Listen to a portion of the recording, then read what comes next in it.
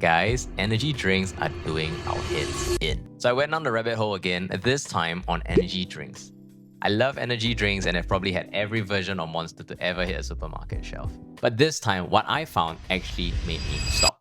So here's what caught my attention. Researchers at Curtin University, shout out to my alma mater, ran this experiment. Not in humans yet, but in adolescent male mice, which are often used as stand-ins for young adults.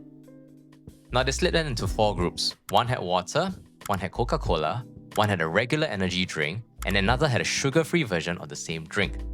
They ran this for 13 weeks, which for a mouse is a long period of time. And the results, to no one's surprise, were bad. By the end, every group that had energy drinks showed damage to something called the blood-brain barrier, or the BBB. So if you've never heard of it, the BBB is basically your brain's bouncer. It decides what gets in and what stays out. So when that barrier weakens, which is what we're saying here, toxins and other nasty stuff can slip through, and over time it raises the risk for things like stroke, Alzheimer's, and even certain types of epilepsy. This frankly sounded horrendous and deeply scary to me, but it got worse. 3 things really stood out to me. So first, I've always thought that the effects of energy drinks were short-term. You drink it, you get a beautiful high, you crash, you recover, and then you move on. But the findings of this study threw that idea out the window. The regular energy drink group showed about double the leakage compared to the water group, and even the Coca-Cola group wasn't far behind. So to explain a little bit, leakage basically means that the barrier isn't holding as tightly as it should. Tiny molecules that aren't supposed to slip through start slipping through. It's like the brain's bouncer decided that suddenly I'm gonna let anyone into the VIP room. Now that's a long-term problem and it's not just a temporary buzz. So it isn't just the caffeine, it's the whole cocktail of sugar, taurine, and stimulants messing with the gatekeeping system that our brain relies on.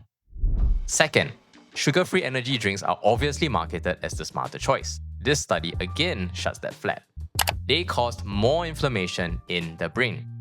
Under the microscope, researchers saw that the brain's immune cells, or the microglia, switched on like the brain thought it was under attack. And here's the kicker, even the sugar-free versions spiked blood sugar levels. Let's slow that down to take this in again.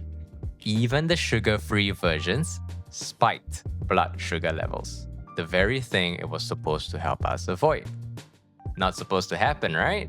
Yet somehow it did. So what this means is this. Consumers reaching for the sugar-free options thinking that it's healthier might actually be making it worse. And I'm willing to bet that is a lot of us. Number 3. Energy drinks and soft drinks like Coke had almost the same effect on the blood-brain barrier permeability. This is also a similar shocker to me. We've always seen energy drinks and soft drinks as distinct categories, with energy drinks obviously being worse. Ask any Singaporean parent. But this study showed otherwise. Now, when I was trying to quit energy drinks, I thought I was doing the right thing by switching to sugar-free. Then when that failed, I figured an occasional Coke was the lesser of the evils. Turns out, they're all bad. So basically, my whole life has been a lie. I've been trying to quit energy drinks for ages, to reduce caffeine dependency or sugar highs, and to protect my teeth from the acid. But I've always gone back. And at some point, I really thought that sugar-free was my solution. Same kick, less damage. But now, there's proof it might be worse in other ways. Great! Do I have a solution? Nope. Right now, I've managed to cut it down by about 75%. But I'll be honest, it's led to a spike in my local coffee or kopi. Not quite the same, but it's definitely a lesser vice. Maybe that's just the next rabbit hole I'll go into. It's just different now. I've got a family, I've got more to protect, more to live for, and that kind of gives me a new kind of motivation to choose better, even if it's just like one small thing at a time. So, I don't know, man. Like, I'm not claiming I won't touch another can again. I probably will, once in a while. But this time, I want it to be my choice, not my dependency deciding for me. And right now, that is still a huge struggle. So, if you've ever tried cutting back on something that's become part of your routine, caffeine, sugar, or anything, you know how tough it is. But you also know it's not about being perfect, it's about being aware and trying anyway. All the best to us.